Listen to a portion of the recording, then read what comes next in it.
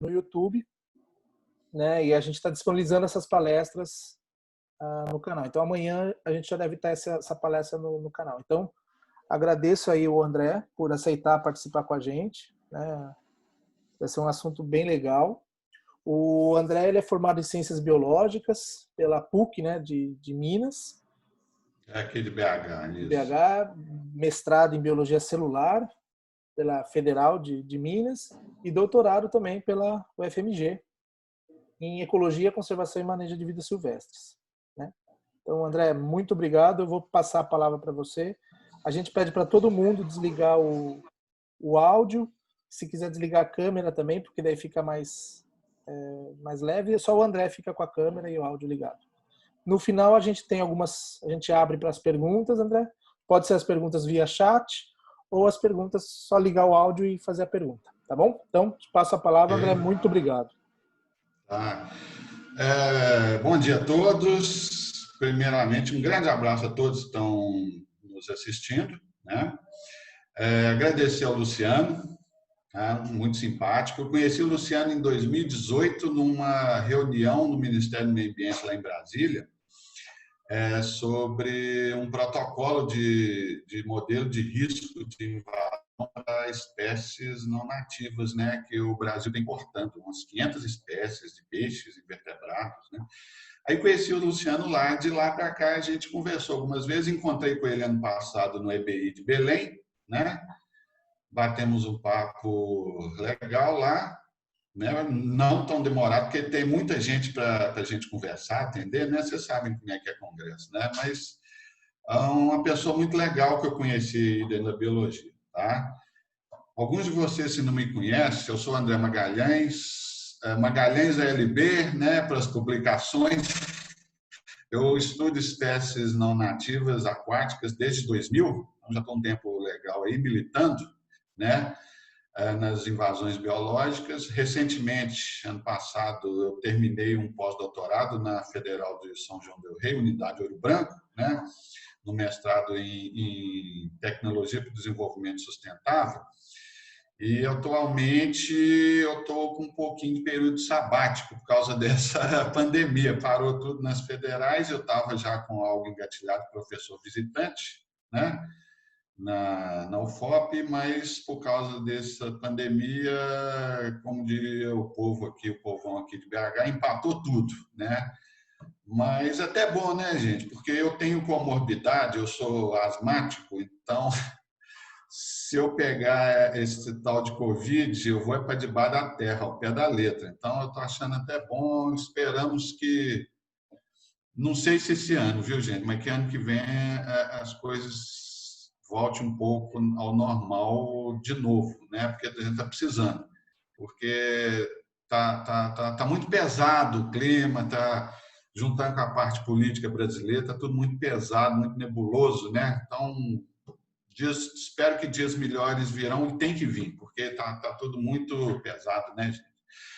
Bom, a minha palestra vai ser sobre esse tema que é muito interessante, é pouco estudado no Brasil, tem poucos pesquisadores estudando isso, está começando a sair trabalhos agora no meio terrestre e aquático, mas quem domina esse assunto, homogeneização, diferenciação biótica, são os gringos, né? Os americanos, notadamente o professor Julian Oden, da Universidade de Washington, parece que o Luciano conhece ele, alguns de vocês conhecem, né? A esposa do Gilberto trabalhou com ele, né? Então, é um cara que trabalha com isso, já está sedimentado esse tipo de pesquisa com eles lá nos Estados Unidos. Tem alguns europeus trabalhando com isso também, né? E aqui na América do Sul, com a parte aquática, tem alguns chilenos que estão publicando sobre isso. Aqui no Brasil, quem está publicando mais sobre isso é o professor Jean Vitulli, amigo meu, lá da Federal do Paraná, um cara muito batalhador, muito legal, conheci ele também pessoalmente. Então, é um cara que está desbravando essa parte das homogeneizações e diferenciações bióticas, né? E esse trabalho que eu vou falar aí para frente foi em parceria com o laboratório dele, né? Então a gente tem que fazer essas parcerias, né? apesar de eu já trabalhar com isso, que foi um dos capítulos da minha tese de doutorado, né, de 2010. Mas é bom a gente ter as parcerias, porque sozinho a gente não consegue subir, né, ir para frente. Então, é aquele ditado, né? Ninguém vence sozinho, não existe isso. Então, as parcerias que todos nós das federais, né, dos outros locais estão fazendo, é sempre muito bem-vindas e extremamente salutares, tá? Então, minhas palestras chamam Todas as Cores do Mundo. O nome é sugestivo. Por quê? Porque eu estou estudando homogeneização, diferenciação biológica provocada por peixes ornamentais, né? Então, por que todas as cores do mundo? Porque o meu trabalho entrou peixe de outros locais do Brasil, peixes não nativos de outras regiões brasileiras, né? Translocados, né? Sul-americano, da América Central, da África, da Ásia, especialmente, do Sudeste Asiático, né? Então, acho que o título ele é pertinente, né? Todas as cores do mundo, né? E eu estudo esses peixes não nativos na bacia do Rio Paraíba do Sul, desde 2001, gente. Então, já estou militando na região, já tem um tempo bom estudando esses peixes introduzidos, tá bom? Passar aqui. Então, vamos lá. Duas principais causas da diminuição. Eu vou dar uma introdução, gente, para eu chegar depois ao meu trabalho lá na frente, tá? Pra vocês entenderem do que se trata esses fenômenos que eu considero, e na literatura também, claro, né, como impactos ambientais, né? Dentro do escopo da macroecologia, porque você envolve regiões geográficas mais extensas, né? De municípios até países, né? Então, duas principais causas da diminuição do desaparecimento de espécies nativas no mundo. A primeira é a alteração e destruição de habitats. Vocês reparem aí na tela do lado esquerdo, é um exemplo típico de alteração de habitats. Eu coloquei uma foto da usina hidrelétrica de Furnas, né, no Rio Grande, aqui no sul de Minas Gerais, tá?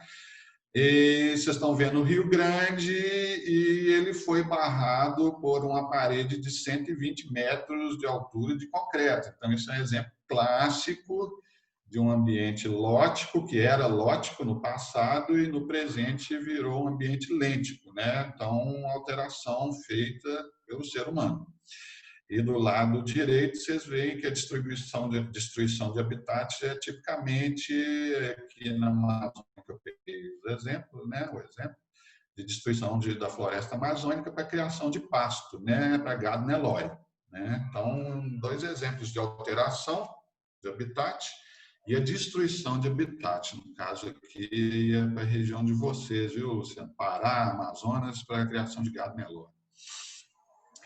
E a outra causa, né, é a introdução de espécies não nativas. O termo mais correto é não nativo, né, gente? Porque exótico, a gente que estuda isso, para você fazer educação ambiental com os leigos, a palavra exótico pode confundir as pessoas. Né? Então, uma pessoa que é analfabeta, você vai falar exótica com ela praticamente vai ficar perdida, não vai entender. Então, se perde o sentido da educação ambiental. Agora, se você falar com esse analfabeto o que é não nativo, a pessoa vai associar que não é dali da região. Então, é um termo que eu considero mais adequado e didático, né? Didático. Então, dois exemplos bem clássicos, tá? Sobre introduções. Gente, eu estou colocando aqui algumas referências, mas eu não vou citar elas não, para não ficar muito grande lá no final dos slides, ok? É só para a nível de citar as fontes, tá bom? Então, o primeiro exemplo é o clássico, ratos norvégicos, né? Fala-se que a população desses bichos no mundo é 4 vezes a população de seres humanos. Então, imagina só a quantidade de rato que tem nesse planeta Terra. Tá? E o outro exemplo abaixo é o exemplo clássico que todos nós que estudamos ecossistema aquático sabemos, né, na paleontologia, né, que é a tilápia do Nilo, que veio aqui para o Brasil, né, algumas décadas atrás, vou especificar direitinho, né, Mareochromis niloticus, né, e é um bicho que hoje em dia está muito introduzido no Brasil. Impressionante como que esse bicho invadiu o país mesmo. Não, um exemplo que eu estou dando de mais de 10 anos atrás. Tá? Esse aqui foi um censo aquícola do governo que eu peguei, de 2008, mostrando as unidades produtivas de tilápia no Brasil. Gente, de lá para cá já aumentou essas unidades produtivas, tá? Isso aí considera tanque de piscicultura escavados em terra e a criação em tanques rede em reservatórios, ou seja, de 2008 para cá isso aumentou muito mais. E considerando que todo o ambiente de cultivo de peixe é praticamente impossível evitar as fugas, imagina cada pontinho desse fugindo 100 tilápias por vez mensais. Imagina só a pressão do propágulo gigantesca que é isso, gente. Então, o problema é enorme e é invisível, porque a maioria das pessoas não percebe isso. Então, isso de 2008 para cá, 2020, isso aqui aumentou sensivelmente essas produções, esses pontos de produção de tilápia no Brasil, tá?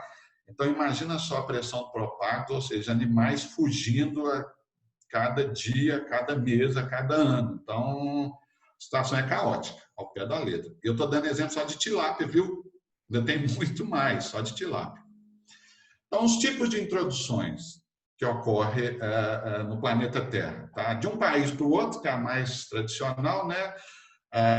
Vêm espécies de um país para cá, geralmente através do comércio, né? Globalizado. Né? Hoje em dia, a globalização ela extinguiu as fronteiras entre os países, né? Então, exemplo legal disso é a tilápia do Nilo, né? A origem desse bicho da bacia do Rio Nilo, né? África, introduzida aqui no Brasil na década de 70. E extremamente invasora, eu brinco que isso é o rato aquático, né? Porque reproduz muito, cuidado parental praticamente perfeito, então não tem como, né? O bicho vive com pouco oxigênio, come qualquer coisa, é impossível o bicho não sobreviver, né? Não tem como. Outro exemplo interessante que todos nós conhecemos, né, de introdução dentro de uma região de um país para outra região do mesmo país. Então, dois exemplos legais, que é o tucunaré sica, que é o Bério, como o pessoal fala, Kelberi, né, o tucunaré amarelo. A gente pode expandir para o tucunaré azul, Cicla piquiti, né? Origem aqui, Bacia Araguaia, Tocantins, aí na região de vocês, né, Luciano? E o bicho está introduzido, eu botei as setas ali no desenho à esquerda, mostrando que foi introduzido no Nordeste todo, foi introduzido aqui no Sudeste todo, no Sul do Brasil também, e no Pantanal também tem desse bicho, né? Então, no Centro-Oeste, ou seja, o bicho também está muito disseminado no Brasil, especialmente em introduções para tal de pesca esportiva, que esse bicho é um dos preferidos, se não preferido, dos pescadores esportivos no Brasil, né? E é um bicho predador, também faz cuidado parental, biparental, né? Então, é um bicho terrível, né? Isso aí tem pouco estudo dele, o que ele está provocando de impacto ambiental aí ao longo do Brasil. Mas ao longo dos anos vai sair muito estudo e vai mostrar que o bicho está arrebentando com tudo, né? E um outro exemplo de introdução interessante é dentro de um estado para outra região no mesmo estado, ou seja, dentro de uma área geográfica menor, então ocorrem essas introduções, ou seja, eu peguei a introdução macro de um país para o outro, depois um pouco menor macro, né, ecologicamente, dentro do mesmo país para outra região, e essa parte de introdução macroecológica menor, né, numa área geográfica um pouco menor, né. Então, um exemplo interessante que eu dei aqui é o do dourado salminos brasiliensis, nativo da bacia do Rio Grande, Alto Paraná, né, e foi introduzido no Paraíba do Sul, foi introduzido no Rio Doce também. O Rio Doce está apinhado aqui em Minas Gerais desse peixe, dessa espécie aí, está apinhado. E no Paraíba do Sul também, está bem adaptado, ou seja, é um predador de grande porte, não faz cuidado parental, mas é muito prolífico, né? Então, vocês percebam que as características biológicas dessas espécies que eu falei, que eu citei, né? Estou citando, mostra que os bichos conseguem se adaptar em locais que eles estão introduzidos, né? Então, atualmente, devido ao mundo globalizado, como eu falei anteriormente, hoje em dia os países não reconhecem mais fronteiras no comércio, né, mundial, né? Então, esse é um dos exemplos da globalização, né? Então, surge uma ameaça ambiental nova no século XXI. Né? Botei 3 artigos aqui mostrando sobre essa questão do comércio correlacionado com a introdução de espécies, né, no mundo.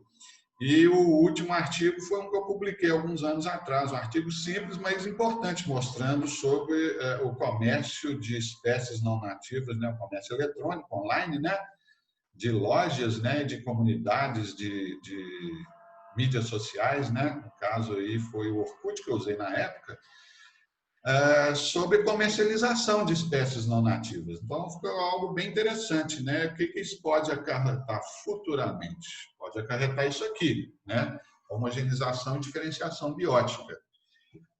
São fenômenos biológicos que ocorrem que eu considero, e a literatura também, impactos ambientais, né? A nível de macroescala, numa macroescala menor para uma maior, né? Existem artigos avaliando a homogeneização, diferenciação biótica em um país inteiro, né? Em regiões de um país e um país inteiro, né? Então, é considerado como um dos grandes motivos da crise da biodiversidade atual que a gente está passando e que eu não sei se a gente vai sair dela tão cedo, né, gente? Acho que vocês concordam comigo, né? Uma crise atrás do outro de biodiversidade, então a gente trabalha, é um trabalho árduo, de formiguinha, pesado e difícil um pouco de reverter também, né, gente? Nem que se a gente vivesse 1000 anos de vida, não sei se a gente vai conseguir reverter. Então, precisa de muita gente, algum aluno de graduação, de mestrado ou doutorado estiver assistindo, confiem em trabalhar com essas coisas de meio ambiente e impacto, porque só nós, eu, Luciano, o Jenner, o irmão dele, o Jansen e todos os aqui do Brasil não vão dar conta disso, não. Então, precisamos de mais pessoas, tá, gente? Se for para o estilo de vocês aí que estão começando, vale a pena, porque tem que se fazer muita coisa, tá? Então, 2 tipos de homogeneização que ocorre. A homogeneização natural, que é um fenômeno que foi natural, ocorreu a partir de 8 milhões de anos atrás, né? Que é a formação da ponte, eu dei um exemplo interessante aí, que eu peguei desse artigo aí da Diversity, tá? De 2009, do Stahl, que é a homogeneização natural, a formação da ponte do Panamá, unindo as Américas do Norte com a América Central e a América do Sul, né? Permitindo o fluxo de espécies, né? No caso do artigo, ele deu exemplo de felinos, né? Ou seja, sussuaranas, lá os americanos chamam de puma, leão da montanha, linces, ocelotes, jaguatiricas, né? Que migraram da América do Norte para a América do Sul, tá? E a homogeneização artificial, né? Provocado por seres humanos, né, por atividades humanas, né, por, como é que a gente fala, vetores, né, isso em inglês é chamado de pathways, né, estou traduzindo mais portuguesado, pathways, né, então vetores de introdução provocado por atividades humanas, né, quais são? Água de lastro de navios pela navegação internacional, controle biológico, horticultura, né, de plantas ornamentais ou não, né, não nativas, que é muito comum isso no mundo inteiro. O aquarismo, né, o aquarium trade, né, que é muito comum, esse comércio, esse intercâmbio de muitas espécies, tanto de água doce, mais de água doce, né, quanto de água salgada, né, aquarismo de água doce, aquarismo marinho, né? Eu estou dando exemplo de peixes, mas tem invertebrados, tem plantas também, tá? Então, um exemplo interessante aqui, como é que pode ocorrer uma homogeneização? Tem alguns trabalhos já mostrando do Oden, homogeneização biótica na Austrália por descarte de aquaristas, né? Como que ocorre isso? Eu peguei essa foto aqui à esquerda de um acará nativo da América Central, né? Aqueles acarás da América Central são bichos grandes, né? Enormes, são bichos coloridos, mas grandes, né? São ciclídeos grandes, de porte avantajado, mas muito usado no aquarismo mundial, no Brasil e no mundo inteiro. Então, eu peguei esse exemplo, o Amphilophus citrinellus, né? A gente chama de acará, mas os americanos chamam de ciclídeo midas, de red devil, sabe? É um bicho até bonito, alaranjado, e tem outros padrões, amarelo, manchado. Eu peguei essa foto do Facebook de um aquarista. Olha só, o sujeito criando um Amphilophus citrinellus num aquarinho ali, que se tiver 40 litros é muito, né, gente? E o peixe chega a 35 centímetros ou 40 centímetros de comprimento, de tamanho final. Ou seja, em um dado momento, esse peixe vai crescer demais, tá? Inclusive até para bem-estar animal, né? O peixe não está bem acondicionado ali, porque o peixe cresce muito em um aquário muito pequenininho, né? Uma hora esse peixe vai crescer ao seu tamanho máximo, o aquarista vai se dar conta que ele não está bem condicionado num aquário pequeno e vai ocorrer esse fenômeno ali embaixo, né? Que eu peguei essa foto, tá? Que é o descarte de aquaristas. Isso é chamado em inglês um termo denominado aquarium dumping, né? Então, descarte de aquários, tá? Isso é uma característica que está acontecendo muito no mundo e aqui no Brasil, viu, gente? Já está saindo alguns artigos aí mostrando esse fenômeno, tá?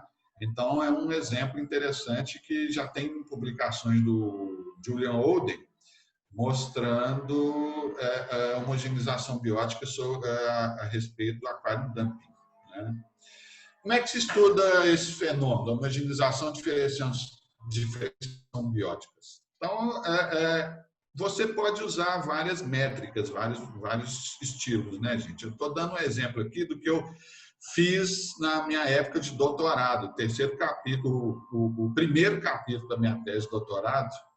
Às vezes nem lembro direito, porque isso foi há 10 anos atrás, tem tanto tempo, 10 anos não, foi em 2010, né? 10 anos atrás, exato. Então, a gente esquece até os capítulos do nosso trabalho, né? Então, como é que você pode fazer esse tipo de estudo? Eu vou mostrar esse que eu fiz da minha tese de doutorado e outro metodologia que a gente usou para publicar o meu artigo recente, tá? Então, você usa elaborar listas históricas, né, pretéritas, de espécies de locais a serem estudados, né? O Olden sugere isso. Gente, isso funciona melhor em países que já têm a pesquisa científica sedimentada, como, por exemplo, Estados Unidos. Os caras já coletam lá desde o século XVIII, XIX, né? E a Europa também. Aqui no Brasil dá para fazer isso, mas com simulações. Ou então com levantamento bibliográfico de um local da década de 70 ou 80, algo assim, tá? 90. Tá? Então, elaborar listas históricas, né, pretéritas de espécies dos locais a serem estudados. Tá? Então, se você faz a lista do passado, você utiliza esse índice, que é o índice de Jacquard, né, de diversidade, somente com espécies nativas, e a lista presente, você usa o Jacquard, fazendo com espécies nativas, mas as não nativas, né, que foram introduzidas em um dado momento do tempo. Tá? Para comparar a homogeneização e diferenciação biótica, a gente utiliza o índice de homogeneização do Qian, que é um chinês, com o Robert Ricklefs, né, que é um dos papas da ecologia. Né? Então, o índice de homogeneização, como é que ele é caracterizado? Jacquard presente, que é as espécies nativas, mas as não nativas, menos no Jacquard passado, que eu costumo brincar que é o Jacquard prístino, né? Sem introdução de espécies. Né? Então, você pega o exemplo, faz esses valores, né? Ou no programa PEST, ou no programa R. Tem vários programas que você pode calcular o Jacquard. Tá? Então, você pega o Jacquard presente, que é as espécies nativas mais as não nativas, menos o passado, que é o Jacquard prístino, tá? E faz com esses valores, você faz uma subtração. Resultados que vocês encontrarem, como é que eu posso falar, positivos, significa que são homogeneização, igual aqueles valores ali, tá? E resultados que vocês acharem negativos, significa que é diferenciação, tá bom? Então, você faz uma análise. Os valores positivos do índice é homogeneização, os negativos, diferenciação, e se der, se der valor nulo, significa ausência na similaridade entre as comunidades. Tá? Aqui, ó, transformando didaticamente isso em desenho, acho que as figuras falam mais que 1000 palavras, né? Muitas vezes assim. Então, peguei isso do trabalho do Julian, né, de 2008, ele explicando didaticamente como é que é o processo. Como é que é o processo de homogeneização e diferenciação biótica. Ali no desenho, ali na parte esquerda superior, no alto superior esquerdo, você tem 4 espécies nativas de uma comunidade, né? E o lago A e o lago B. Então, ali são comunidades prístinas, né? Então, sem interferência humana, que é a introdução, né? Só que num dado momento do tempo, esses ambientes A e o ambiente B, ocorre introdução de espécies, né? Por vários motivos, né, gente? Pesca esportiva, aquário dumping, né? Descarte de aquaristas, controle biológico, por vários vetores, tá? Ocorre por vários vetores. Então, o que acontece no Lago A? Num dado momento do passado para o presente, alguém introduziu uma carpa, né? Vocês estão vendo ali 2 espécies não nativas em verde? A de cima é uma carpa, Cyprinus carpa, e a de baixo é um black bass, né? Um centro-arquídeo da América do Norte, né? Pode ser um Microptero salmoides, tá bom, gente? Eu estou só exemplificando, mas pode ser qualquer outra espécie não nativa, tá? Então, num dado momento do passado para o presente, alguém introduziu no Lago A uma carpa e alguém introduziu no Lago B a mesma espécie de carpa, Cyprinus carpa. Você pega esses dados e você faz as análises do Jacquard. Se o valor deu positivo, você considera como homogeneização biótica, tá? Tá lá, as 2 carpinhas já inseridas nas comunidades A e B. Do contrário, aí o que acontece? Aumenta a similaridade, tá? No exemplo de cima da homogeneização biótica. O que significa? Aumenta a similaridade, diminui a diversidade beta, tá? Consequentemente, diminui a variabilidade entre os habitats, tá bom? A parte de baixo é a diferenciação biótica. Então, a mesma coisa, passado e o presente. No Lago A e o Lago B tem suas comunidades nativas prístinas, né? Num dado momento do tempo, alguém introduziu uma carpa no Lago A e um Microptero salmoides, um black bass, no Lago B. Entendeu? Você faz as análises e, dando valor negativo, você infere que é diferenciação biótica. O que aconteceu nesse exemplo de baixo? Diminui a similaridade, consequentemente, aumento da diversidade beta, então você chega à conclusão que é uma diferenciação biótica, fazendo os cálculos pelo Jacquard. Tá? Existem 14 tipos de homogeneização, diferenciação biótica. Tá? Eu peguei do artigo do Olden, então eles fazem esse cenário com esse quadro aí mostrando os tipos. Tá? Então tem somente invasão e tem o processo de invasão e eventos de extinção. Tá? Lá em cima, onde está em vermelho, mesma espécie invade, ou seja, homogeneização biótica, mas sem extinção de alguma espécie nativa.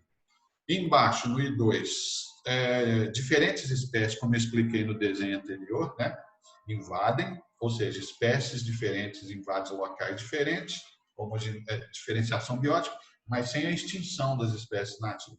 Agora, no quadro azul aí abaixo, ocorre os mesmos processos, mas com diferentes escalas de extinção de espécies, tá, gente? Então, tem vários tipos que as pessoas podem estudar e chegar a uma conclusão de homogeneização e diferenciação biótica. Tá? Pode-se utilizar esses cálculos para quais grupos?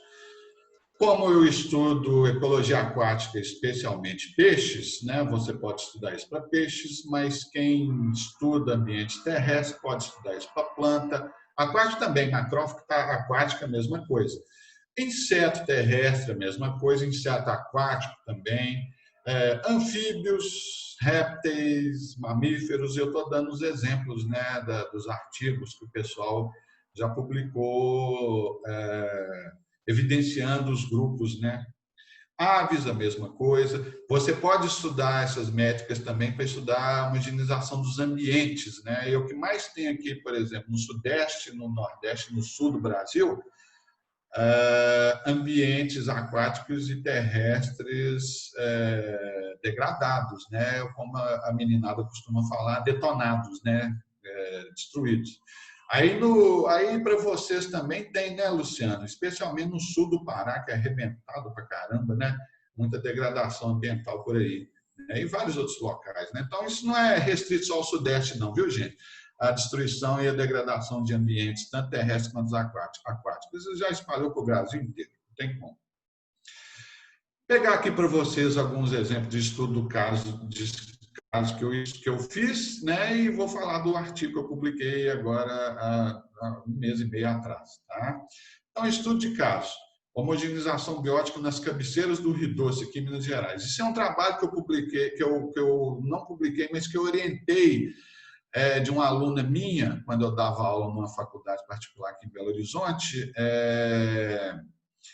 de um curso de pós-graduação lato sensu de meio ambiente. Para os alunos formarem, eles tinham que fazer tipo uma espécie de TCC. Né? Então, eu orientei uma aluna estudando com dados de literatura regiões das cabeceiras do Rio Doce, aqui em Minas Gerais, que fica na região de Ouro Preto, a cidade histórica de Ouro Preto, para quem não é daqui. Tá? Então, na região lá da cidade histórica de Ouro Preto. O que eu fiz? Estudei essas lagoas com essa aluna, Lagoa do Gambá, que é uma lagoa que fica perto da Universidade Federal de Ouro Preto, dentro da cidade de Ouro Preto, tá?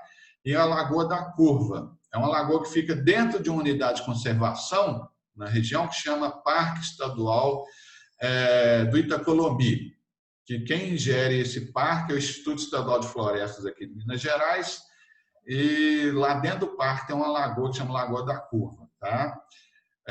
Que mais? E uma represa que fica nos limites desse Parque Estadual do Itacolomi, tá? Num lugarejo turístico que chama Lavras Novas. Uma dica para quem de vocês não é daqui e for passear em Minas Gerais, vale a pena o passeio, que fica numa região montanhosa, é um lugar frio e um distrito extremamente simpático de passear. Fica, acho que uns 30 quilômetros de Ouro Preto, um lugar muito bonito para realmente conhecer as montanhas de Minas Gerais. Tá? Um lugar que vale a pena, minha dica de viagem para vocês. Tá bom? Um lugar legal demais. Tá? Foi um quilombo, tá? No passado, na época do Império, Lavras Novas. E hoje em dia é um lugar super descolado, onde tem uma parte muito de turismo de muito jovem. Então, é um lugar muito legal, vale a pena tomar uma cerveja por lá. Então, eu estudei essa represa do Custódio também. Então, o que eu fiz? Peguei o jacar passado, através de dados da literatura, com o presente, né? E fiz o índice de homogeneização. Jacar presente, o presente significa que é um ambiente mais alterado, introdução de não nativas junto com as nativas que já tem no local, junto com o jacar passado, que é o jacar livre de não nativos, né? O jacar prístino. E o que deu? Homogeneização biótica na região por causa desse bichinho aí, que é uma espécie de peixe nativo do leste dos Estados Unidos, do Canadá, é o Lepomys gibosus, em inglês é chamado de pumpkin seed sunfish, então peixe-sol semente de abóbora, é o nome vulgar que os americanos colocaram nessa espécie. Esse bicho veio para cá na década de 90, tá? Foi engenheiros canadenses que o levaram lá para a região de Ouro Preto para incrementar a pesca esportiva na região.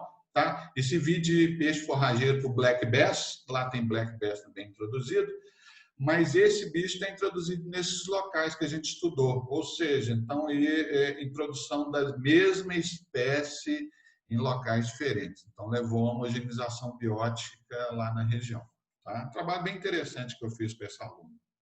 Um outro legal que eu fiz com uma aluna de graduação em 2009, tá? Ela defendeu o TCC dela, foi sobre a ictiofauna das lagoas do Parque Estadual do Rio Doce, que é uma unidade de conservação no leste aqui de Minas Gerais, que preserva o melhor fragmento de Mata Atlântica aqui do estado de Minas Gerais, tá, gente? Então, ele está inserido dentro desse parque, o Parque Estadual do Rio Doce, tá, no leste de Minas. É o parque que preserva o melhor fragmento de Mata Atlântica aqui do estado de Minas Gerais todo, tá? Então, esse ictiofauno está sofrendo homogeneização, diferenciação biótica devido à introdução de peixes não nativos. Então, o que a gente fez? Fez esses cálculos que eu tinha mostrado, junto com o índice de homogeneização, fez quase 500 cálculos que a minha aluna fez, tá? De similaridades das lagoas do PERD, e a gente utilizou 32 lagoas no total. Deu para fazer esse trabalho legal porque o pessoal da UFMG, da Ecologia, já estuda lá desde a década de 90, desde 1991, 92. Então, de lá para cá, já saiu vários artigos publicados, deu para a gente pegar o passado e o presente, sabe, para fazer essas homogeneizações e diferenciações. Ficou bem interessante o trabalho. Então, houve praticamente 73% de resultados negativos, ou seja, diferenciação biótica, e 9,40% de resultados nulos, né? Lá são várias lagoas dentro do parque, tá, gente? Lagoas bem bacanas, mas praticamente quase que todas estão, muitas lagoas, são muitas delas, muito bonita a região, por sinal.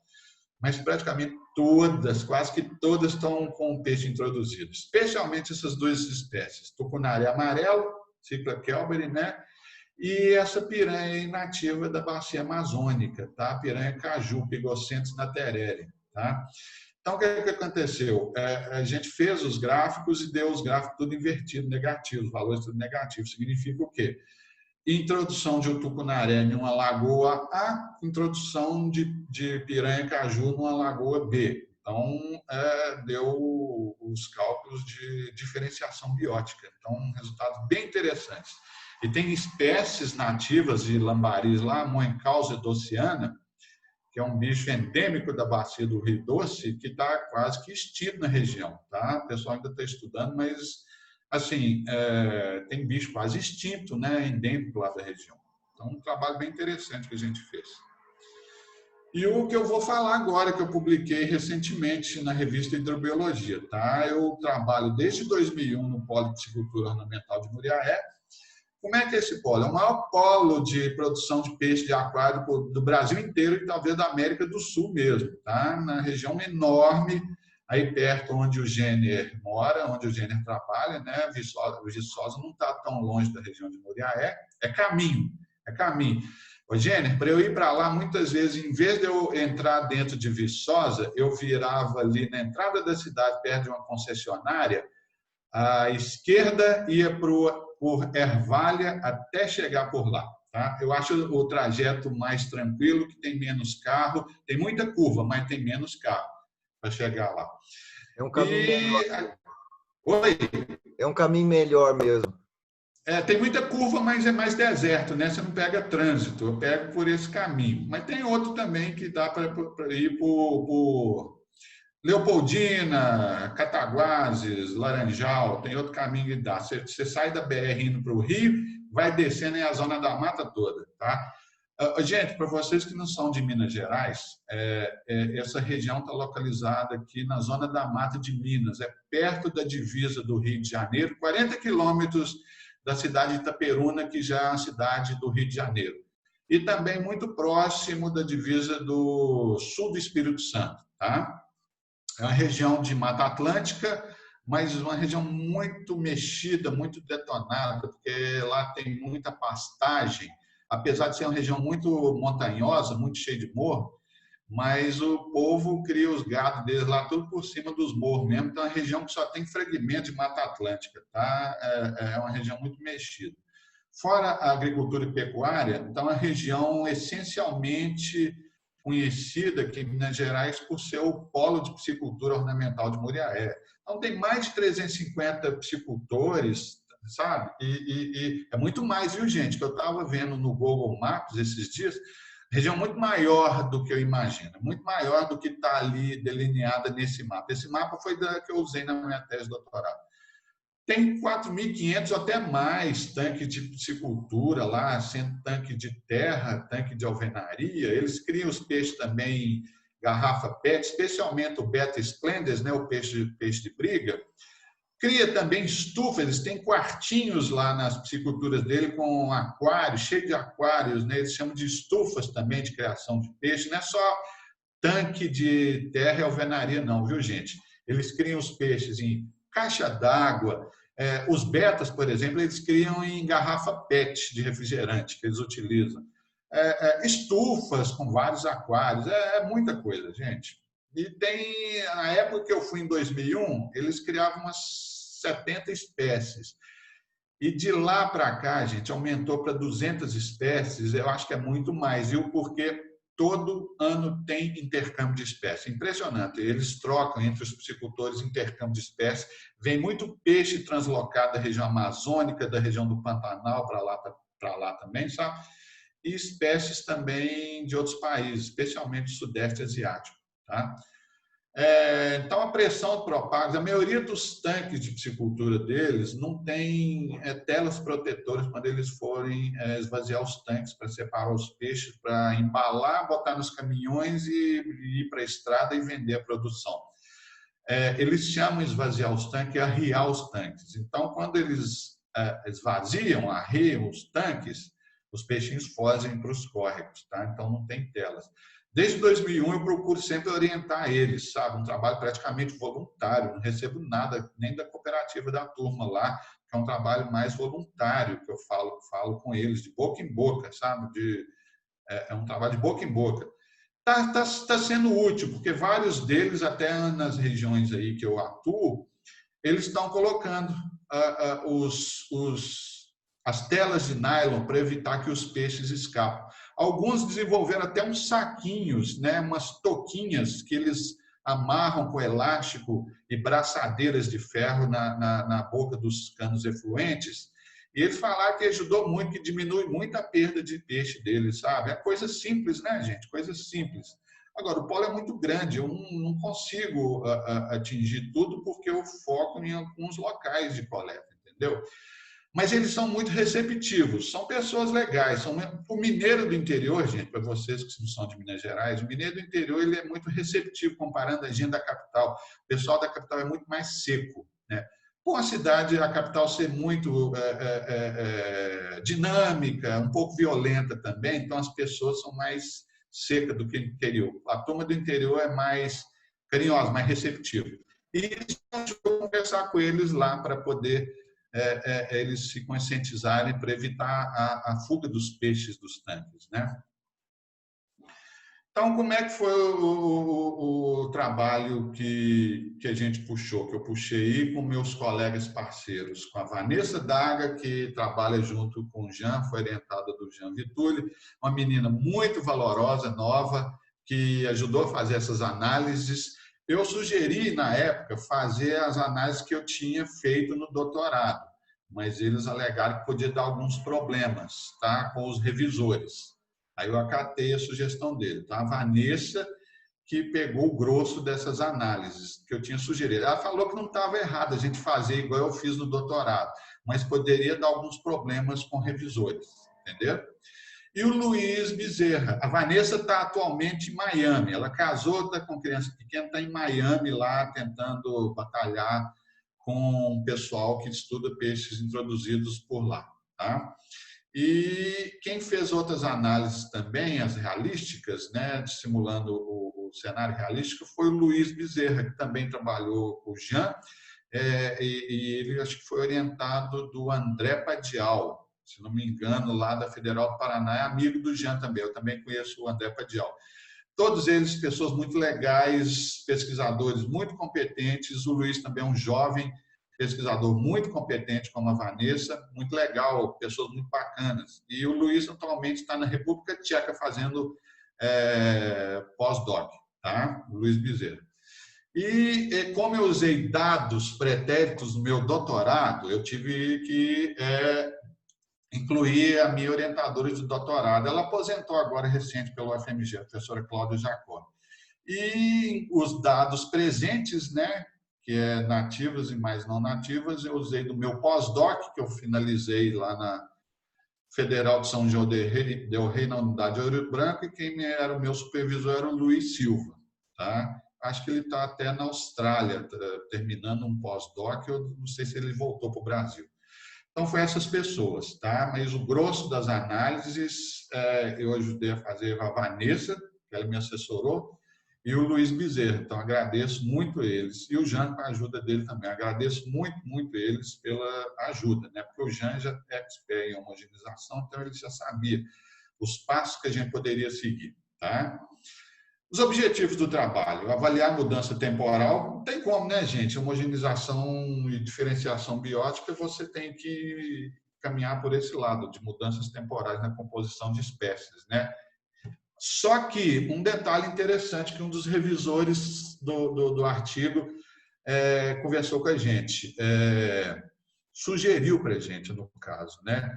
Gente, esse artigo foi umas 3 vezes e voltou. Nunca tive tanto trabalho de um artigo com revisor para ir e voltar. Talvez vocês passaram por isso, mas esse foi um teste de paciência, viu, gente? Porque tinha um revisor que é muito detalhista. E, nossa, meu, deu trabalho para caramba. Mas é aquilo, né? Se não for com sofrimento, a gente não dá valor para as coisas, né? Esse foi o que mais me deu trabalho na minha carreira toda. Impressionante. Foi umas 20 vezes indo e voltando com o revisor. Mas faz parte, né? Faz parte. E ele sugeriu para a gente, falou, gente, só as introduções dos peixes para homogeneização biótica, fica uma dica para vocês se for estudar isso futuro. Não pode considerar, tá, o processo de homogeneização, diferenciação. A gente tem que ver um contexto, e ele estava correto.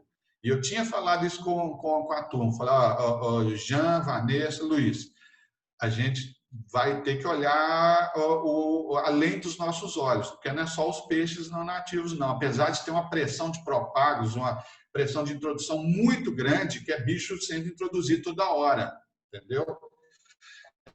A gente tinha que olhar o ambiente também. Então, o revisor falou com a gente, olha, não é só os peixes, não, tem a parte da degradação ambiental. O ambiente, ele fez a pergunta para mim, o ambiente é degradado?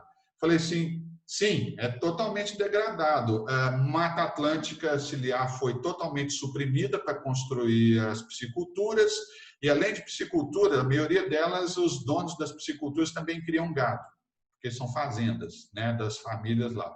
Além dos caras criarem os peixes, os caras também criam gado lá. Então, em cima disso, suprimiu a vegetação ciliar, suprimiu a Mata Atlântica, e os riachos também foram canalizados, para os caras poderem controlar os riachos e construir as suas pisciculturas na beira dos córregos desses riachos. Então, degradação ambiental, Mata Atlântica suprimida, o que mais? Riacho canalizado, tá? E com isso algumas espécies mais, como é que eu posso falar, mais sensíveis, né, dos córregos, elas não aguentam isso, né, gente? Elas não aguentam. Tem algumas espécies nativas que aguentam. Alguns cascudos aguentam, algumas coridórias aguentam, porque os bichos engolfam a área atmosférica, então eles conseguem se manter. Agora, alguns caracídeos, traíras, que é um bicho mais seletivo, as traíras desapareceram do mapa, viu, gente? Impressionante. Praticamente, quando eu coletei no passado, no meu doutorado, as traíras, tinham traíras, agora hoje em dia nem tem mais. Então, eu tive que acrescentar, que foi uma observação muito pertinente desse revisor, também a parte de degradação ambiental. Só que nós não analisamos métricas para degradação ambiental. Fica uma dica para fazer isso futuramente, tá? Além de introdução de espécies, também avaliar métricas de degradação do ambiente no entorno, tá? E os objetivos também a transição, a homogeneização para a diferenciação biótica, para a gente ver se a gente conseguiu pegar isso mesmo, e aumento da diversidade beta ao longo do tempo, devido à invasão desses peixes ornamentais que fogem das pisciculturas. Tá? Metodologia que a gente usou aqui, eu mostrando para vocês, de Minas Gerais, né, e do local que eu coletei.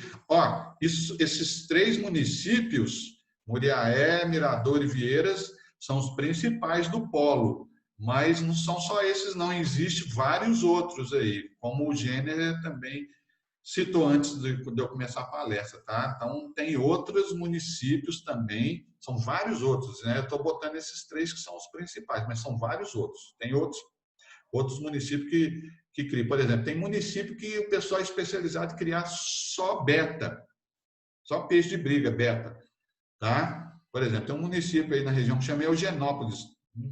90% dos piscicultores de Eugenópolis, o pessoal cria beta, em várias variedades dos beta e cores diferentes e tal. Então, esses são os principais que eu fiz as coletas. O que eu fiz? Eu usei dados das minhas coletas do doutorado, que foi de 2003, no Riacho, Boa Vista, 2004 no Pinheiros, 2005 no Santo Antônio, 2006 no Chato e 2006 no Gavião. Esses 2 últimos, porque um era próximo do outro, então dava para eu fazer no mesmo dia a coleta. Os outros não, eram em municípios diferentes, tá? Boa Vista em Muriaé, depois o Pinheiros em Miradouro, o Santo Antônio, o Chato Gavião era no município de Vieiras, mas o primeiro era longe dos 2 últimos, tá? Os 2 últimos que eram próximos do outro, dava para fazer. Então, a gente tem que bater perna ali, gente, porque os lugares são longes e a pessoa que me ajudou é um piscicultor da região, nascido e criado na região. Se não fosse ele, eu não conseguia achar esses córregos, porque esses córregos estão dentro de piscicultura e tudo umas quebradas, assim, nos lugares ermos, sabe, escondido mesmo, tudo escondido. Se não tiver um nativo da região, não dá para fazer isso, tá? Então, agradeço, inclusive, o piscicultor que me ajudou, um cara muito legal. Típico mineiro do interior, engraçado demais. E depois do meu pós-doc, eu coletei nos mesmos locais, os mesmos moldes de coleta, os mesmos tamanho de comprimento de coleta dentro dos córregos, eu utilizei os mesmos tamanhos, tá? A mesma padronização que eu fiz no doutorado, eu fiz em 2015, nos mesmos locais, no meu pós-doc, tá? Mesmo, padronizei tudo, tá? Para não dar nenhuma diferença nas horas do cálculos, algum problema. O que a gente fez também? Nós previmos a variação da abundância de espécies nativas e não nativas da década de 2000, só voltando aqui, que é 2003, 2004, 2005, 2006, né? Para a década de 2010, que foi quando eu coletei no pós-doc em 2015. Então, a gente usou os GLM, modelos lineares generalizados, né? E quem ajudou nesses modelos GLM foi tanto o modelo linear generalizado quanto o negativo, o GLM negativo, foi o Luiz Arthur, tá? E esse segundo aqui, o GLM binomial negativo, o Luiz Arthur fez para fazer um cenário mais realista do processo todo. O que mais? Fizemos curva de acumulação de espécies no espaço, tempo, selecionamos aleatoriamente a riqueza de espécie dos 5 riachos, 6 períodos de coleta. Eu fiz 6 coletas bimestrais, janeiro, fevereiro, março, abril, maio, junho, julho, agosto, setembro, outubro, novembro, dezembro. Tá? E importância do tempo, décadas de 2000 e 2010, né? 999 permutações para a riqueza acumulada das espécies nativas e não nativas.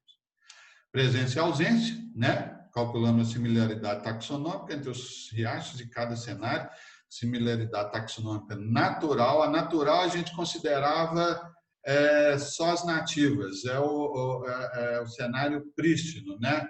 E a alterada, inclusive quem sugeriu esses nomes, a gente botou outros nomes, mas quem sugeriu isso foi o revisor detalhista também.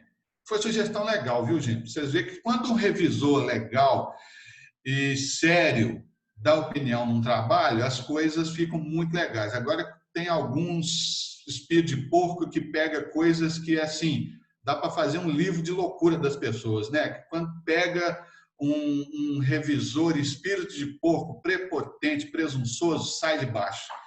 Como diriam os outros aqui em Minas Gerais, só Jesus na causa, nunca vi. Então, a gente utilizou o cenário, a similaridade taxonômica natural e alterada, né, com base no coeficiente de similaridade de Jacquard. Aquilo que eu falei antes, né, gente? O ambiente passado, o ambiente presente, que é o alterado, com o passado, que é o prístino, né? Calculamos as mudanças na semelhança entre os pares de riachos, com o delta de similaridade taxonômica alterada e a natural, né? E o delta de similaridade taxonômica alterada também, 2010, né? Natural. O que aconteceu? O delta é aquilo que eu falei, o delta positivo, homogeneização biótica, o negativo, diferenciação biótica. Tá? Estimamos a diversidade beta também entre os períodos de tempo, das décadas e os riachos. Tá?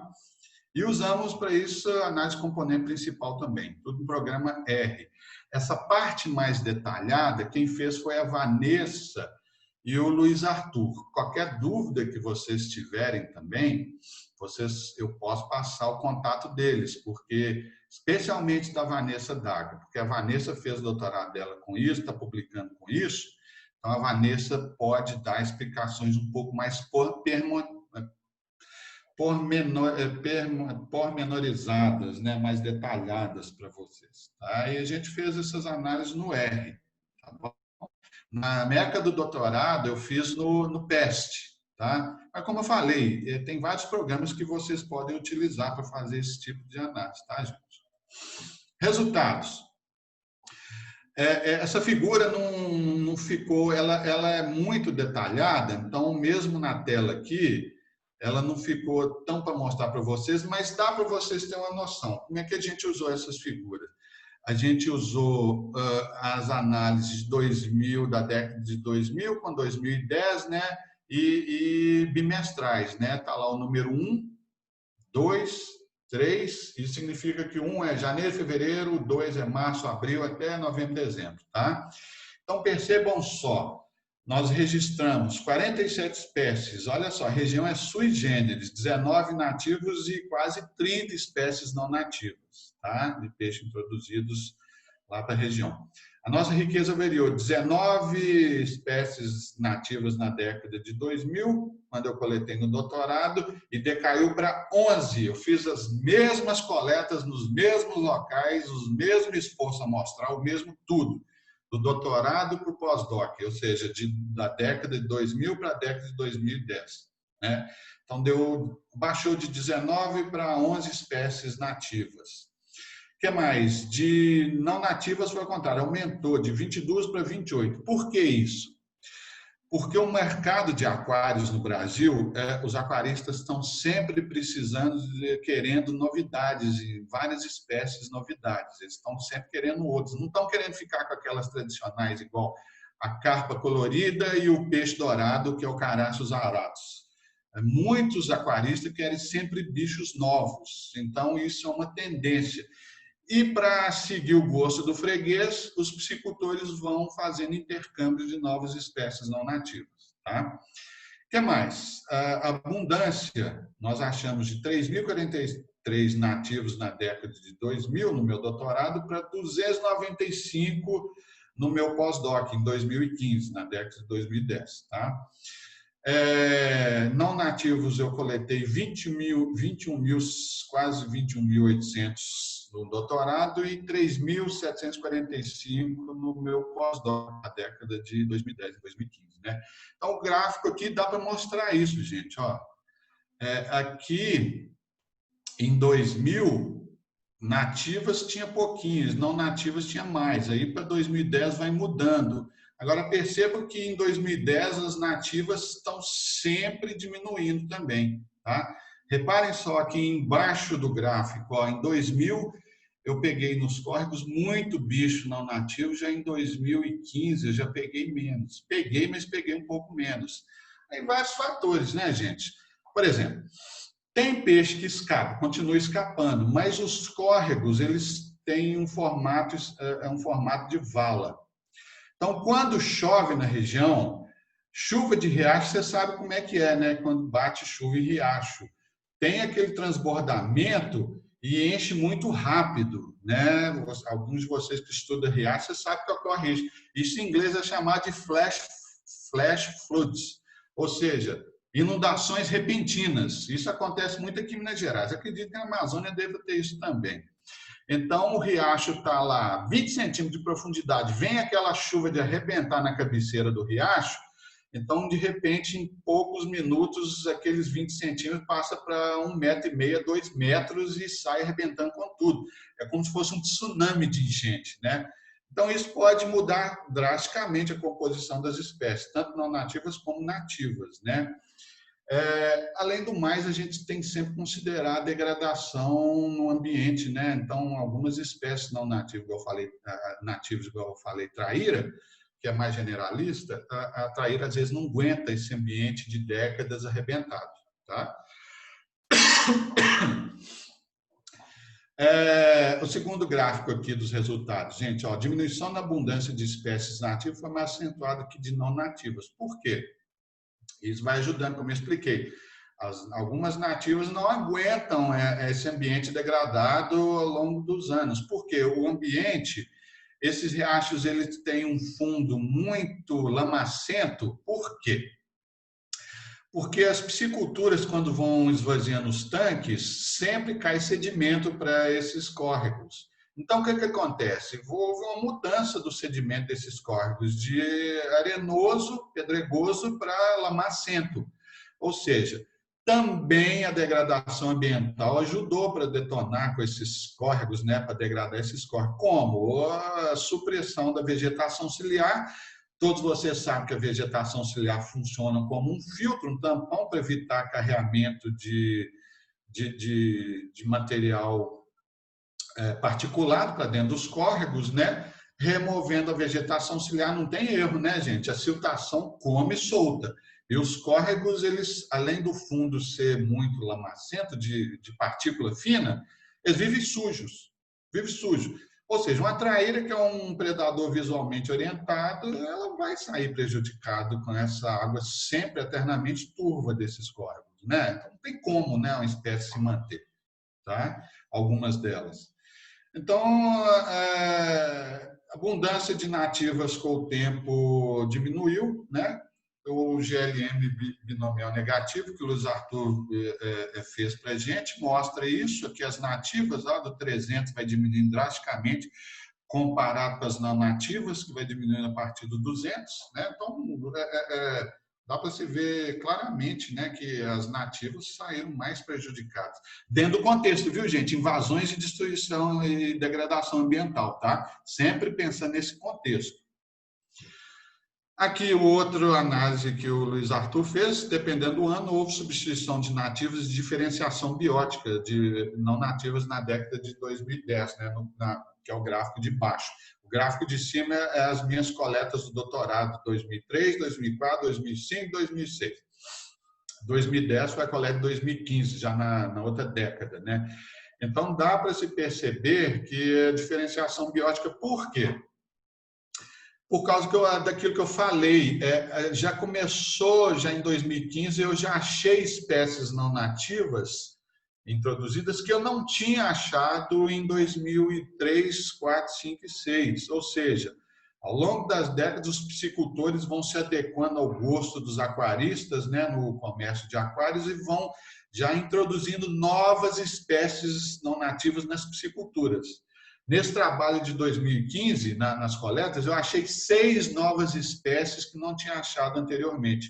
6 novas espécies. Tá? O que mais? A semelhança taxonômica entre os riachos foi maior no cenário alterado, da década de 2000, indicando homogeneização biótica, e bate direitinho, gente.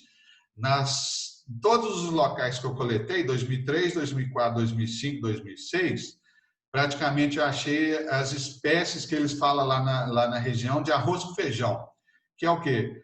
Poecilídeos mexicanos, os espadinhas chifóforos eleri, gupe, né, Poecilia reticulata, platis, né, que são outros poecilídeos mexicanos, chifóforos maculatus, chifóforos variatus, ciprinídeos do Sudeste Asiático, né, o paulistinha dânio rério, os barbos, né, vários barbos, né, do Sudeste Asiático, Petia conchônio, pontigros tetrazonas, esses peixinhos que eles chamam lá de arroz com feijão, que é o que mais vende nas pisciculturas e nas lojas de aquário, né, esses peixinhos mais tradicionais.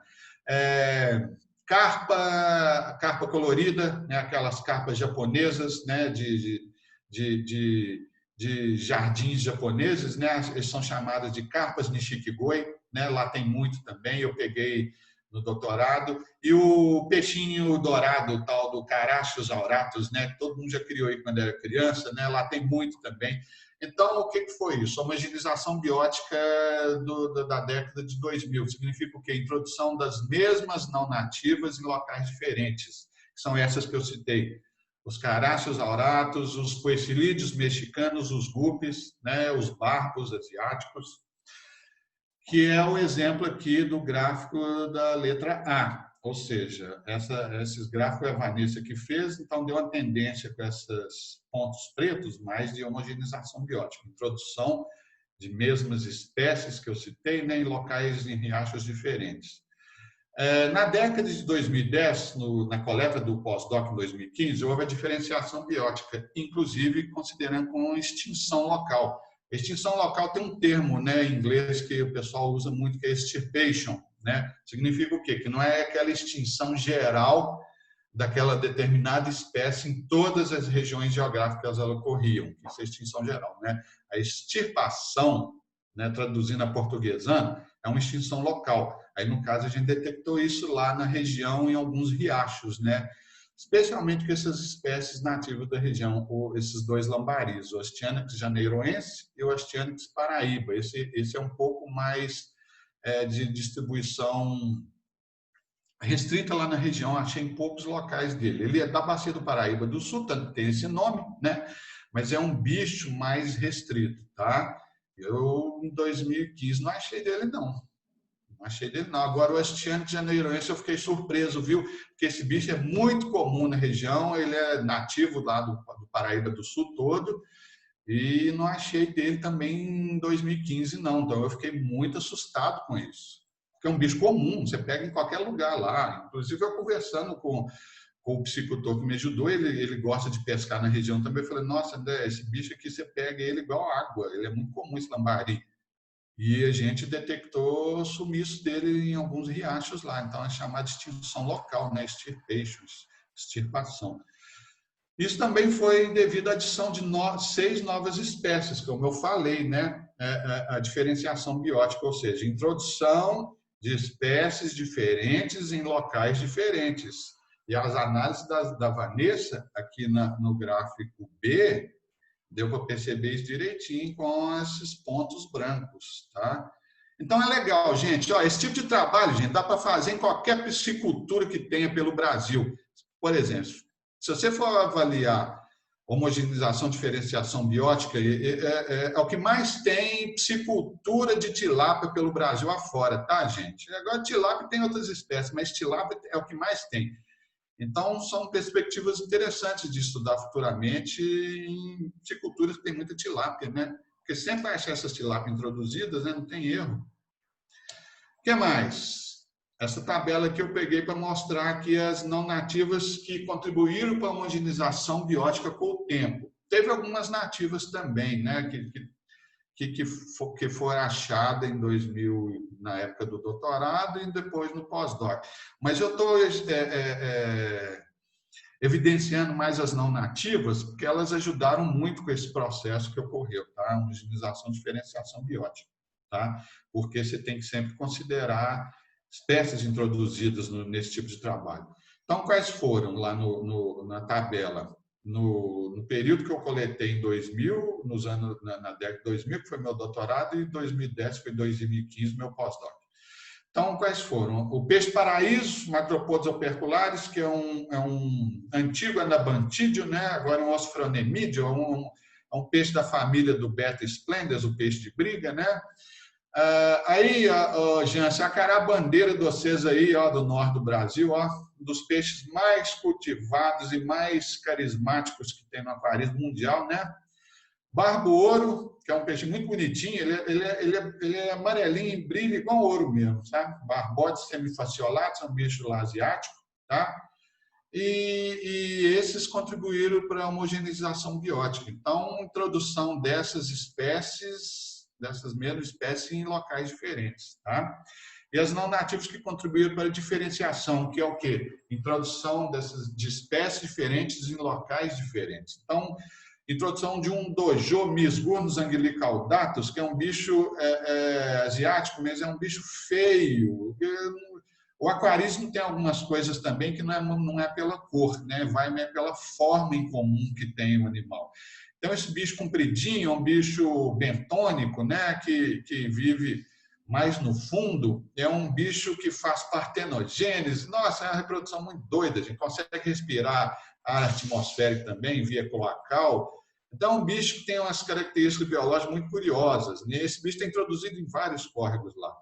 Então, por exemplo, para provocar a diferenciação biótica, introdução dos Misgurnus anglicaudatus, dojo, de um córrego que eu estudei, por exemplo, no Boa Vista, e introdução de um paulistinha no córrego Pinheiros. Então, introdução de espécies diferentes levou a essa diferenciação biótica. Paulistinha também é um dos bichos mais carismáticos do comércio mundial, né? O Dânio Hério. Ele é considerado, vocês sabem disso, que é o camundongo para pesquisas biológicas, né, aquática, né? É um animal muito utilizado em pesquisa de bioquímica, imunologia, genética, né? Então, biologia molecular, né? Então, é considerado o camundongo, né, para pesquisa, camundongo aquático, né, para pesquisas biológicas, né? Barbo conchone, Petia conchone, que é um dos barbos asiáticos também muito populares no aquarismo. Tá? Então, foi essas espécies que ajudou no processo tanto de homogeneização quanto processos de diferenciação biótica. Tá? O que mais? Para a gente finalizando aqui essa análise desse artigo, a Vanessa também fez esses gráficos com a variação da diversidade beta ao longo do tempo, né, temporal. Nos bimestres, bimestre 1, 2, 3, 4, 5, 6. 1, janeiro, fevereiro, 2, março, abril, até novembro, dezembro. Tá? E nos córregos, nos riachos, né? Boa Vista, Pinheiro, Santo Antônio, Chato, Gavião. Tá? E sempre comparando com a minha coleta do doutorado da década de 2000 com a minha do pós-doc 2010. Tá? O que chegou à conclusão? Então, o gráfico A. Oi? Deixa eu... Pulei aqui, nossa, peraí, só um minutinho, gente. Vamos lá. Gráfico A. A diversidade beta, no geral, aumentou ao longo do tempo, tá? Entre os bimestres. Então, percebam só que a análise do gráfico, a diversidade beta está mais alta, comparado com a B. O que a B a gente pode inferir? Riachos menos similares da década de 2000 para 2010, tá? Então, diminui a similaridade, aumento da diversidade beta. Então, isso caracteriza a diferenciação biótica na letra B, né? A Vanessa que fez esses tipos de análise. Tá? O que mais? Então, vocês repararam que a gente conseguiu mostrar, né, a variação temporal das comunidades entre os córregos, né, riachos. São riachinhos pequenos, viu, gente? No máximo 1,5 metro de largura e sempre rasos, tá?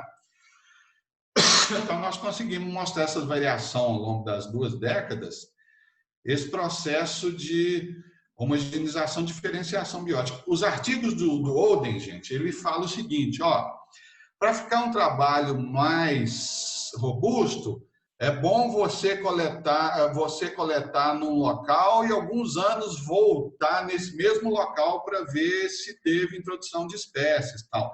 Só que isso você leva um tempo, né? Então, um diferencial desse trabalho nosso é que deu para eu fazer isso. Eu usei meus dados de 2003, 2004, 2005, 2006, e de 2003 para 2015, mais de 10 anos, 2004 para 2015, 11 anos, 2005 para 2015, 10 anos, de 2006 para 2015, 9 anos. Então, não teve erro da gente fazer essas análises temporais. Eu coletei nos mesmos locais, 2003, 2004, 2005, 2006, e depois, mais de 10 anos, eu voltei lá para fazer esse tipo de trabalho.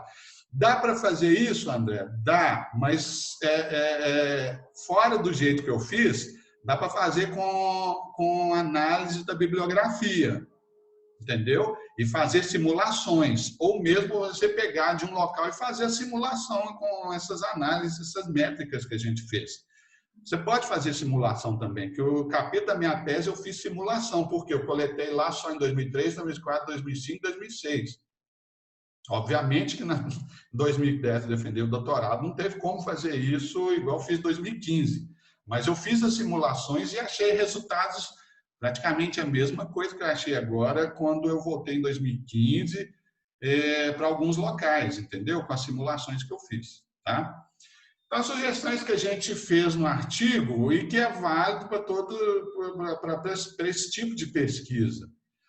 Claro, dentro do perfil, gente. Eu estudei pisciculturas ornamentais, onde a transição de espécies está sempre mudando ao longo dos anos, das décadas. Então, é um lugar muito legal para se estudar isso, tá?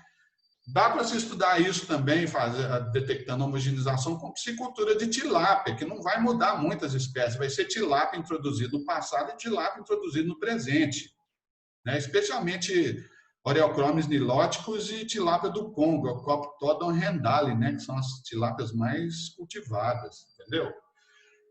Então, isso vale, essas sugestões de gerenciamento que a gente está dando, isso vale para todo tipo de trabalho de homogeneização, diferenciação, tá? Seja com peixes, seja com outros grupos, plantas, insetos. Esse tipo de sugestão de gerenciamento que a gente está dando aqui vale para os outros trabalhos de homogeneização com outros grupos, tá? Quais são? Aqui no caso, obviamente, que a gente está estudando a aquicultura, o impacto de aquicultura também, a gente está sugerindo a aquicultura sustentável, né? Usar telas de nylon nos tanques, ou tanques de retenção, que são tanques menorzinhos, que servem para fazer uma retenção da água que sai dos canos efluentes dos tanques de piscicultura.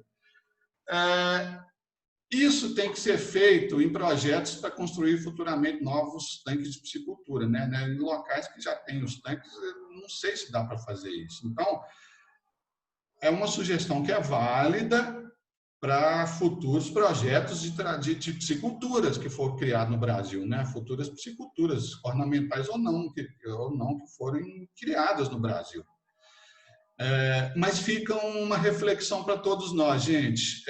Esse trabalho foi publicado em inglês, numa revista que talvez 20.000 pessoas no mundo inteiro vão ler esse trabalho. Agora, se eu publicar isso numa Ciência Hoje, em português, todas essas sugestões provavelmente vão alcançar pelo menos 1 milhão de leigos, né? Então, fica essas reflexões para a gente que faz pesquisa, né? A gente precisa aproximar muito dos leigos também, não é verdade? Eu acho que todos vocês, a unanimidade, vão concordar isso comigo, né? Mas a gente publica em inglês porque faz parte do nosso ofício. Mas fica essa questão para reflexão inquietante. A gente precisa publicar algumas coisas desses assuntos também, ou outros assuntos desconhecidos que vocês estudam, o público leigo em português, né, gente? Fica essa questão de reflexão para a gente, né? Outro exemplo, verificar a ação regular dos tanques e efluentes pelos funcionários das pisciculturas. A gente sugere isso fazer pelo menos duas vezes por dia. Os caras ir lá, um funcionário da piscicultura, e fazer um protocolo de fiscalização e ver lá se está tendo algum vazamento de tanque, vazamento no cano efluente, verificação para evitar perdas de peixes. Porque vocês imaginam só, um piscicultor ao longo de um ano perdendo 5.000 guppies, Poecilia reticulata. Faz as contas disso aí. Cada guppy que eles vendem para os lojistas é 10 centavos cada exemplar. Faz as contas disso. 5.000 guppies vezes 10 centavos que está sendo fugindo para o ambiente natural. Além de provocar um impacto ambiental grande, os caras estão perdendo grana. Os caras perdem dinheiro com isso. Perdem dinheiro com isso. E muito dinheiro, não é pouco, não. Ninguém fez um estudo até hoje mostrando o valor econômico perdido de uma introdução de peixe no Brasil. Fugiu 1.000 tilápias de um tamanho de 10 centímetros, 15 centímetros para o ambiente natural. Quanto que o piscicultor vende essa tilápia jovem? R$1? Imagina quanto? R$1.000, R$1.000 que o cara está perdendo. Ninguém nunca fez esse tipo de trabalho. A perda econômica que leva à perda ambiental no Brasil por fuga de peixe não nativo. que mais? Educação ambiental sobre o tema invasão biológica, com todos os trabalhadores das pisciculturas, todos eles lá na região são muito receptivos. Quando a gente fala que é professor e está fazendo pesquisa, os caras ficam até interessados, perguntam algumas coisas como leigos mesmo, o que está acontecendo. E eu sou muito honesto e falo com a turma. Eu sou pesquisador, as espécies que vocês criam, elas não são nativas da fauna brasileira, e eu estou estudando porque se eles estão reproduzindo, se alimentando nos ambientes naturais, que estão fugindo das suas pisciculturas. Eles falam assim, professor, reproduz sim, esses bichos tudo reproduzem nesses córregos, come tudo nos córregos, então eles já têm uma visão assim, empírica do que eles sabem, mas eles não entendem o cerne do problema, né? Eles têm uma visão das coisas, mas eles não entendem o cerne e a gravidade desse processo de invasão biológica. Então, é um trabalho formiguinha, viu, gente? Isso aí precisa de muita gente para trabalhar com invasão biológica. As federais ainda formam muito pouca gente. Eu gostaria de estar orientando, mas pela minha condição profissional atualmente, que a pandemia está levando, eu não posso fazer isso. Lamento profundamente, meu coração fica profundamente partido, mas espero ser recolocado em breve, porque eu tenho muito para ajudar os jovens aí sobre esse tema, né? O que mais? Restauração ambiental nos riachos da região, incluindo replantio de mata ciliar, descanalização dos riachos, ou seja, esse é um trabalho mais complicado, mas tem que ser feita a restauração ambiental, porque não adianta nada se os peixes estão fugindo e se também não fizer uma restauração ambiental. Eu já até falo com eles para tentar plantar, não planta ornamental nem frutífera lá da região, mas plantar planta da Mata Atlântica. Eu falo com eles, eu já conversei com o pessoal da região da Embrapa e da região da Zona da Mata, o pessoal tem semente dessas coisas que pode fornecer para eles. Eu já conversei com eles sobre isso. Falei assim, você não precisa passar trator aqui, é só pegar a sementinha e tacar aí nesses barrancos, tudo que essas plantas, toda a Mata Atlântica vai nascer. Eles gostam da ideia, os piscicultores, porque no fundo as pessoas gostam do meio ambiente, da natureza. Então eles pegam em cima disso, entendeu? O que mais? Repopular os córregos com espécies nativas perdidas de lambaris, traíras também, né? Porque tem que ter os predadores nativos da região, tá?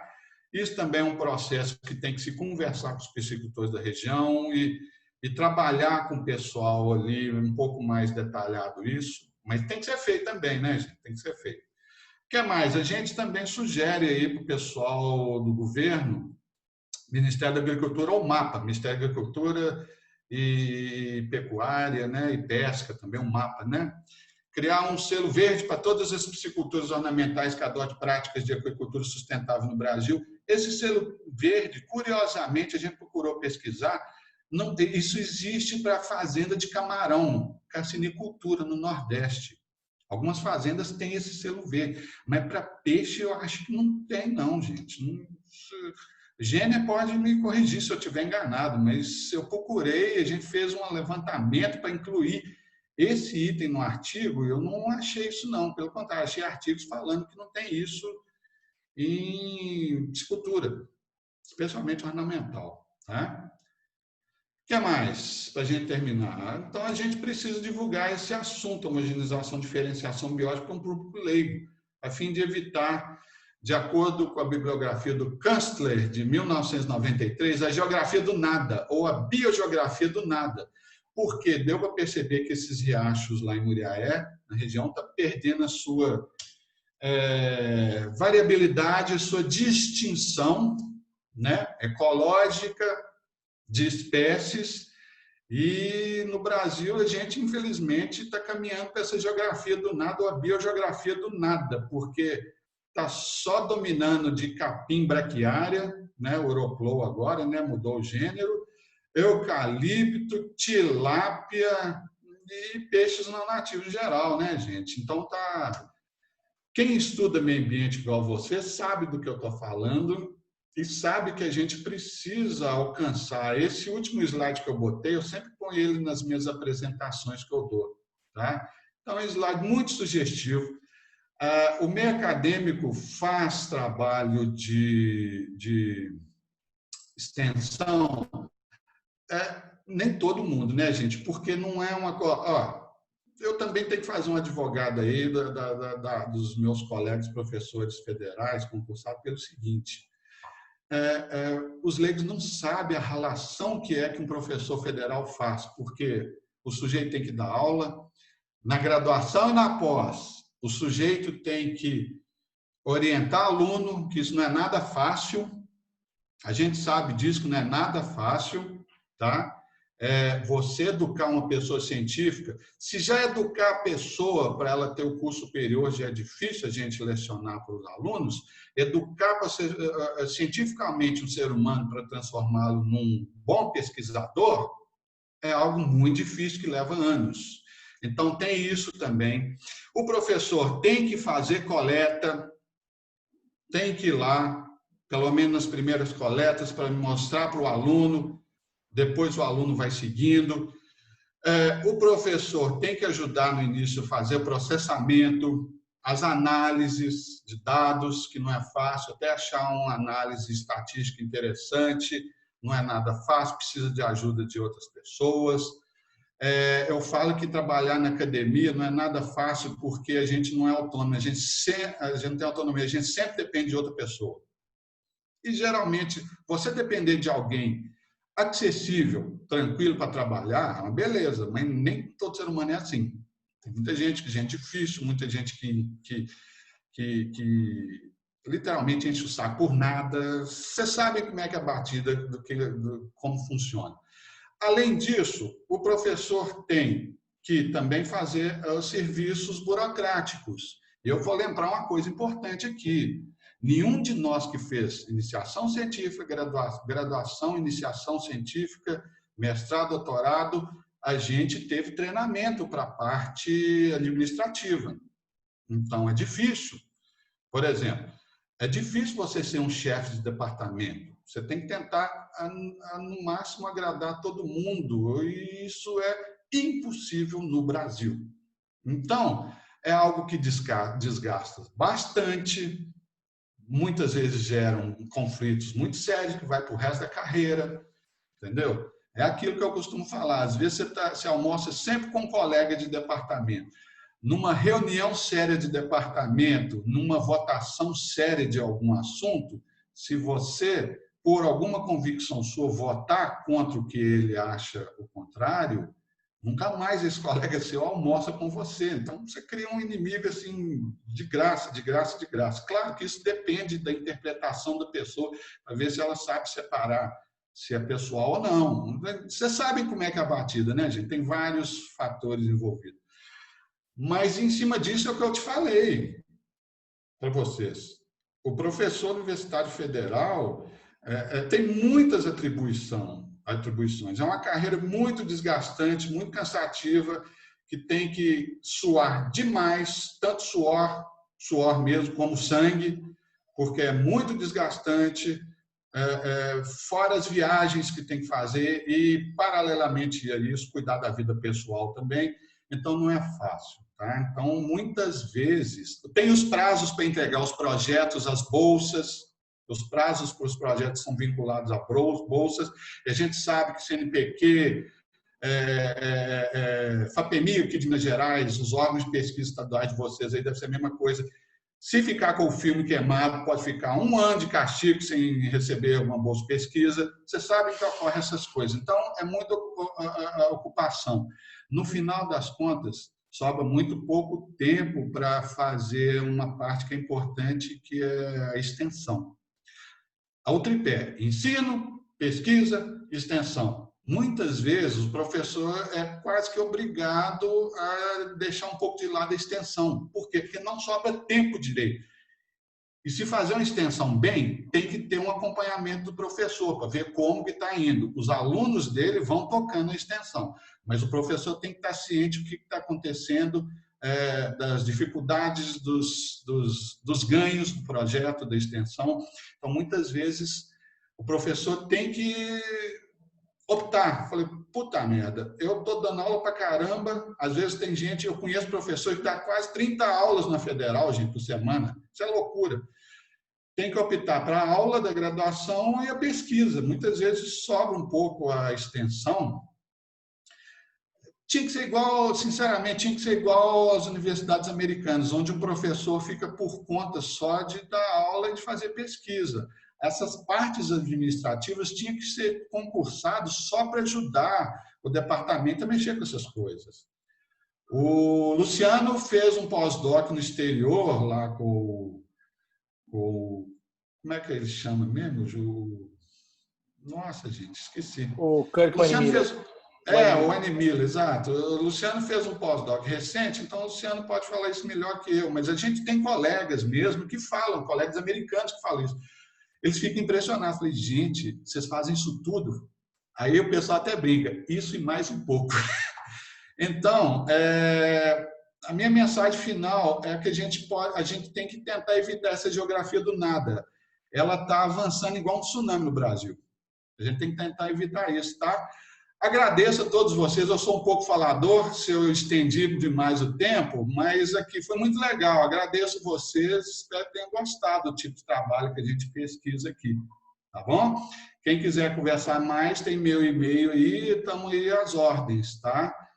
Luciano, muito obrigado pelo convite, fiquei muito honrado. Você é um cara muito legal, um excelente pesquisador.